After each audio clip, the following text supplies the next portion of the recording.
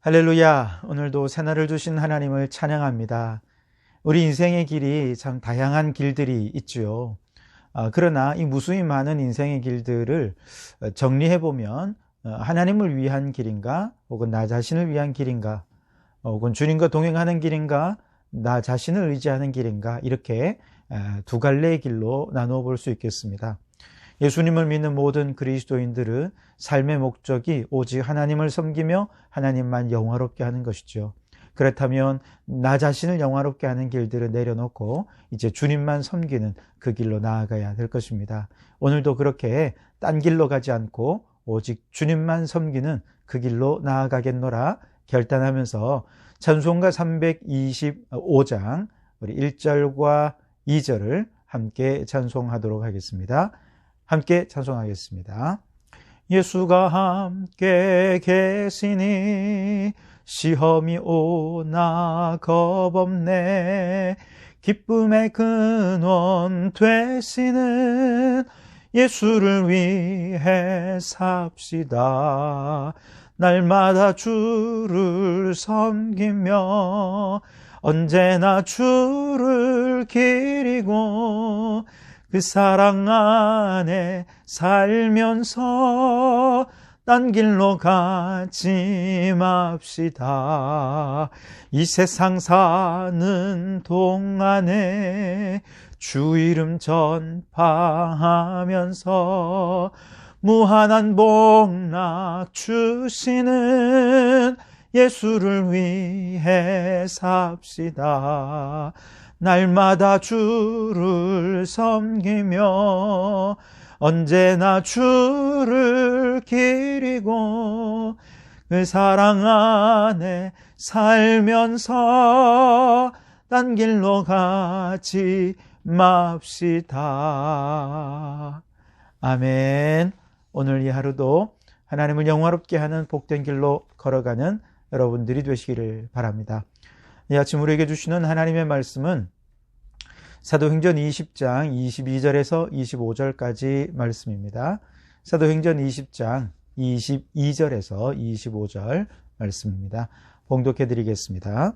보라, 이제 나는 성령에 매여 예루살렘으로 가는데 거기서 무슨 일을 당하는지 알지 못하노라.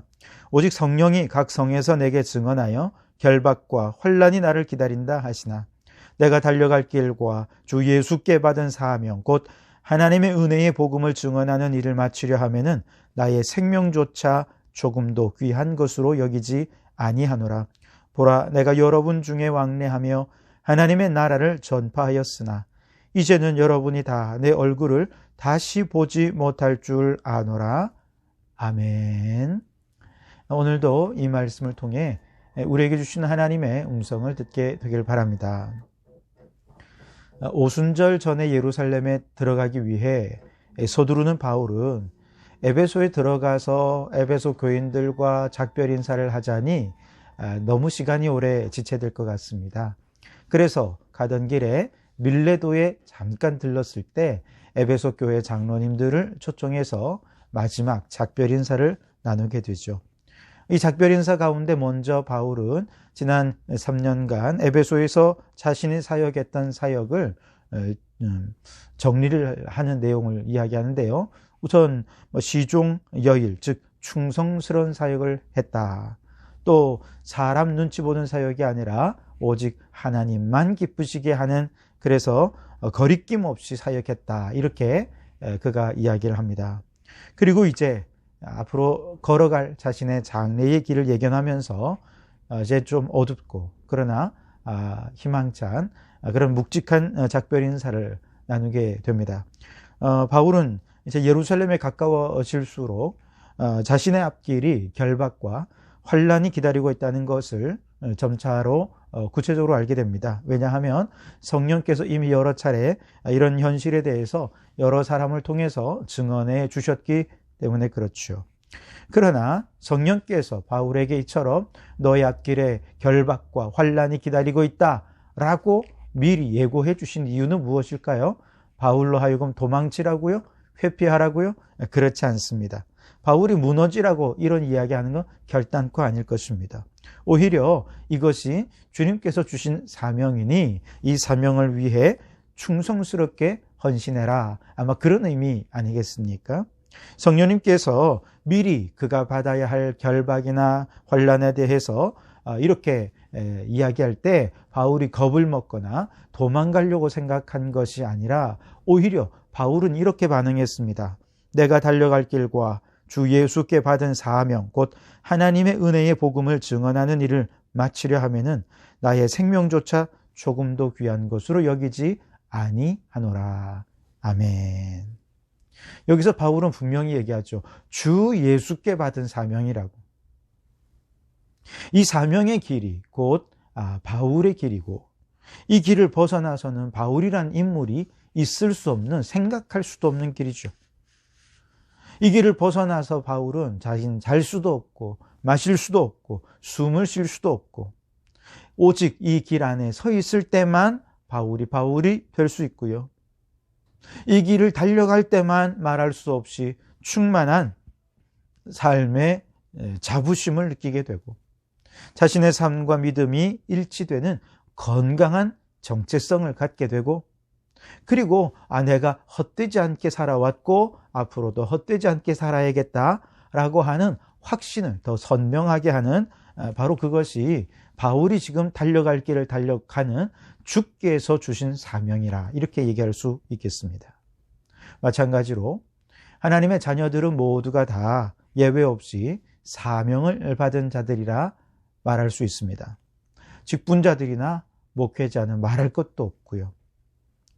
그런데 아직 우리가 예수님을 믿노라 혹은 내가 직분을 받았노라 내가 목회의 길을 가노라 하면서도 나의 달려갈 길과 주 예수께 받은 사명이 무엇인지 정확하게 깨닫지 못하고 있지 않습니까? 혹 지금 우리가 맡은 직분이 우리가 행하는 사역들이 하나님께서 우리에게 주신 사명이라는 이 사명의식이 분명하지 않은 것은 아닌지요. 만일 우리가 이 사명을 깨닫기만 한다면 우리는 그 사명을 향해 충성하는 삶을 살게 될 것입니다. 왜냐? 그것은 주님께서 우리에게 주신 사명이기 때문이죠. 이 사명이 분명한 사람들은 바로 그 사명을 행할 때 내가 살아있음을 느끼게 됩니다. 그 사명의 자리가 안에 있을 때 내가 비로소 행복하고 내 인생이 만족스럽다라고 하는 것을 깨닫게 될 것입니다. 비록 그 사명의 자리에서 헌신하는 삶은 돈이 안 되는 자리고 세상 사람 누가 봐도 그 사람을 알아주지 않는 정말 하찮고 별 볼 일 없는 자리라 해도 내가 그곳에서 사명을 감당하는 것 누가 보고 있습니까?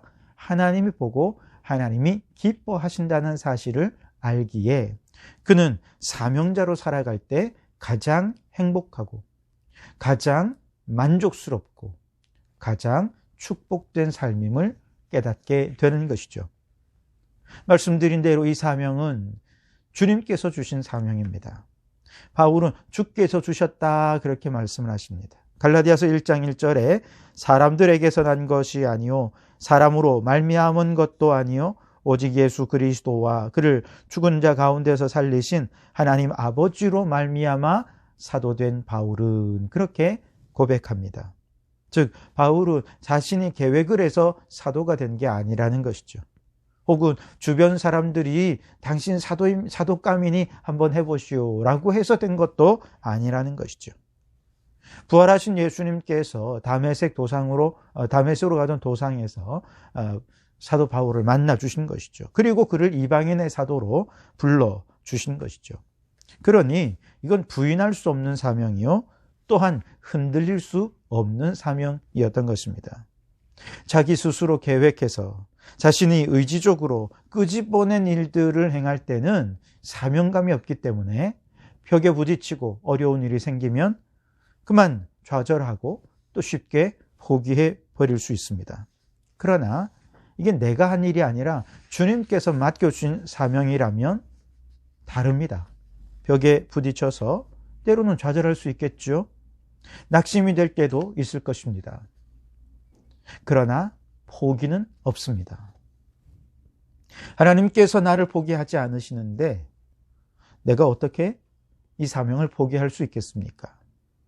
주님께서 사명을 철회하지 않으셨는데 내가 어떻게 그 사명을 스스로 철회할 수 있겠습니까? 사명을 잘 감당하느냐 혹은 제대로 잘 감당하지 못하느냐, 그건 두 번째 문제입니다. 중요한 것은 그를 부르신 주님께서 그를 여전히 붙잡고 계시다면 그는 주님과 함께 사명의 자리에 머물러야 하는 것이죠.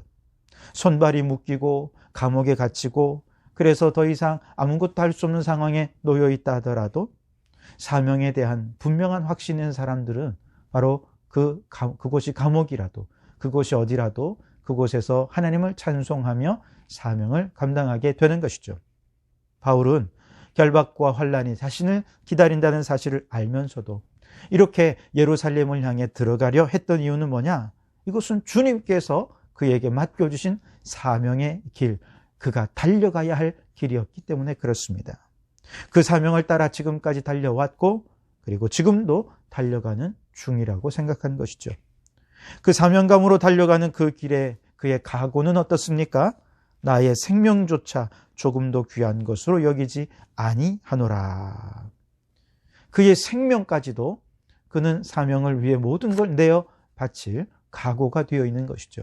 실제로 그는 이 각오로 생명을 아깝지 않게 최선을 다해 헌신했고 바로 그렇게 사명의 길을 열심히 달려간 사도 바울은 이제 그의 노년에 마지막 감옥에서 디모데에게 쓴 디모데후서 4장 7절 말씀을 보면 이제 노인이 된 바울이 죽음을 직감하고서 이렇게 얘기합니다. 나는 선한 싸움을 싸우고 나의 달려갈 길을 마치고 믿음을 지켰으니. 아멘. 여러분 무슨 말입니까? 이것은 그야말로 사명을 완수한 자만이 부를 수 있는 승리의 계가다, 이렇게 얘기할 수 있겠습니다. 그렇습니다, 여러분. 올바른 사명감은 오직 주님께로부터만 옵니다. 어떤 일을 감당하든 주 예수께 받은 사명이라는 것을 분명히 깨닫게 되지요. 그러면 우리가 우리 앞에 놓여 있는 어떤 결박도, 어떤 환난도 그것이 사명을 감당하기 때문에 주어지는 것이기에 그것을 기쁨으로 받을 수가 있는 것이죠. 그가 환난과 결박을 당할 것을 보여주신 바로 그 성령의 증거 앞에서도 오히려 기뻐하면서 그 길을 적극적으로 달려갈 수 있었던 것은 바로 주께서 주신 이 거룩한 사명의식 때문이었습니다. 그렇다면 오늘 우리는 어떻습니까? 내게 주신 자녀들을 양육하는 일이 하나님께서 내게 맡겨주신 사명이라 여겨보신 적이 있습니까?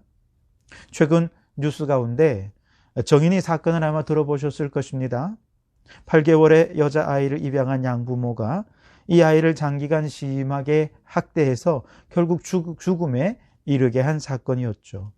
이 사건 이후에 계속 비슷한 여러 사건들, 어린이 학대 사건들이 뉴스에 오르내리는데 어린이집에서나 유치원에서나 혹은 또 다른 집에서 이런 학대 사건들이 여러 건이 보도가 되면서 지금 심각한 사회적 문제로 인식이 되고 있는데요. 중요한 것은 이들이 왜 이런 일들을 벌였느냐? 이 아이가 하나님께서 자신에게 맡겨주신 사명이라는 것을 인식하지 못했기 때문이라는 것이죠.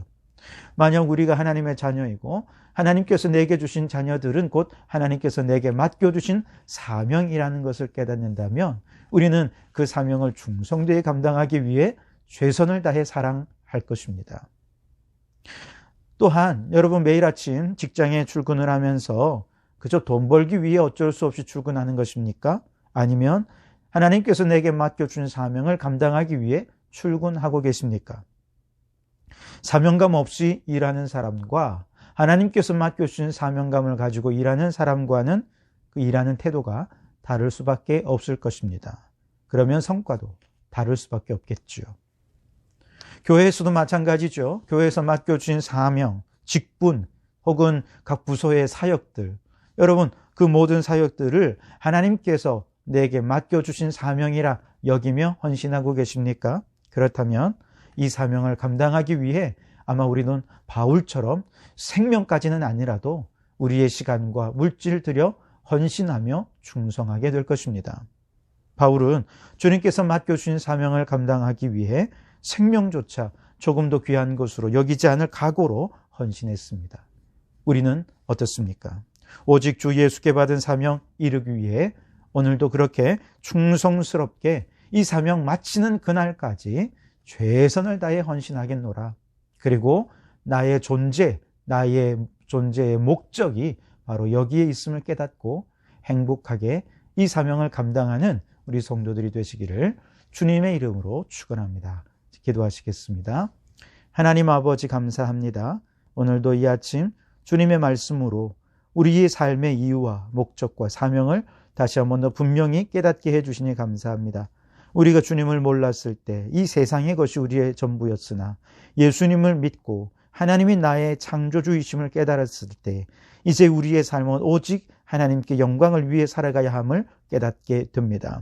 주님, 오늘 우리가 직장에서 일하고 자녀들을 양육하고 교회에 맡은 사명 감당하는 모든 것이 오직 하나님께 영광을 위한 것임을 깨닫고 주께서 맡겨주신 사명을 위해 달려갈 길을 다 감당하며 정말 이 사명 마치는 그날까지 충성되이 주님 앞에 헌신하는 저희들 되게 해 주시옵소서.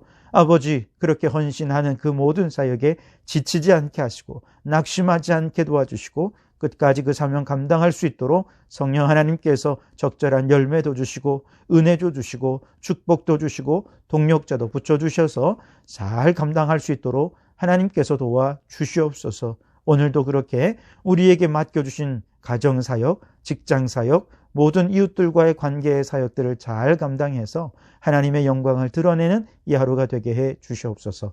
예수님 이름으로 기도하옵나이다. 아멘.